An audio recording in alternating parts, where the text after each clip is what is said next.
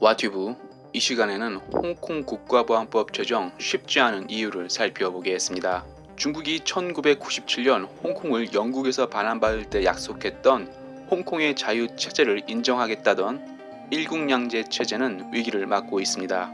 장혜수희 중국 전국인민대표대회 대변인은 홍콩에 적용할 국가보안법을 논의할 예정임을 시사했습니다. 장혜수희 대변인은 중국과 홍콩은 분리될 수 없다는 이유로 국가보안법을 검토 중이라고 밝혔습니다. 중국이 제정하려는 국가보안법 내용을 보면 중국에 대한 반역, 전복, 국가기밀 누설, 선동행위 등입니다. 한마디로 중국 공산당을 비난하거나 중국 공산주의 체제를 비판하면 처벌한다는 것입니다.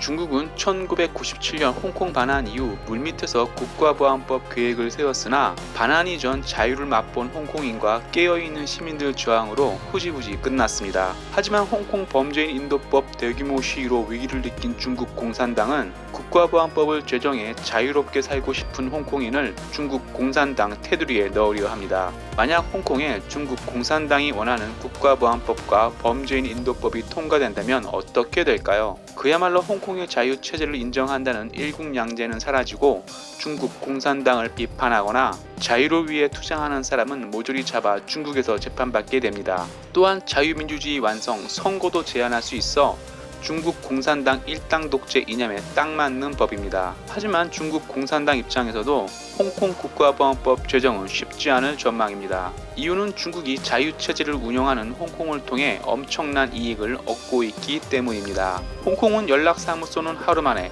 법인 설립은 일주일이면 회사를 설립할 수 있고 외국인에 대한 차별이 없으며 법인 설립할 때 한국처럼 자본금도 요구하지 않습니다.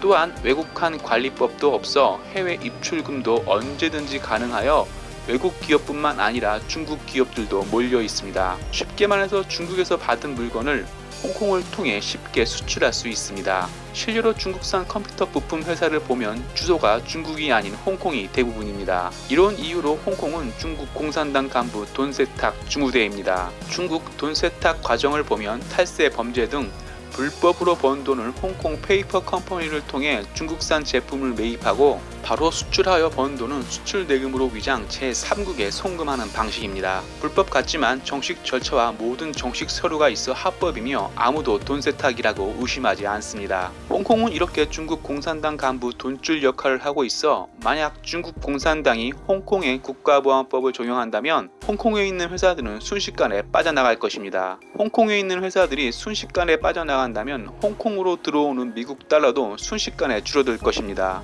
무역전쟁하는 중국이 패권 앞에 달러가 떨어지면 어떻게 될까요? 바로 미국에 두 손 들 것입니다. 중국 공산당이 홍콩 국가보안법 계획을 발표하자 미국이 바로 발끈하고 나섰습니다. 미국은 홍콩 국가보안법을 제고하라며 그동안 누렸던 홍콩에 대한 경제적 혜택을 박탈할 수도 있다는 입장을 밝혔습니다. 미국은 중국 공산당 강부가 홍콩을 통해 돈 세탁하고 있다는 것을 잘 알고 있습니다. 이렇게 중국 공산당 돈줄 역할을 하는 홍콩에 국가보안법을 적용한다면 손해보는 것은 중국 공산당 간부이기에 홍콩 국가보안법 제정은 또다시 흐지부지 끝날 가능성이 높습니다. 와튜브 마치겠습니다. 유익했다면 구독, 좋아요, 알람 설정 부탁합니다.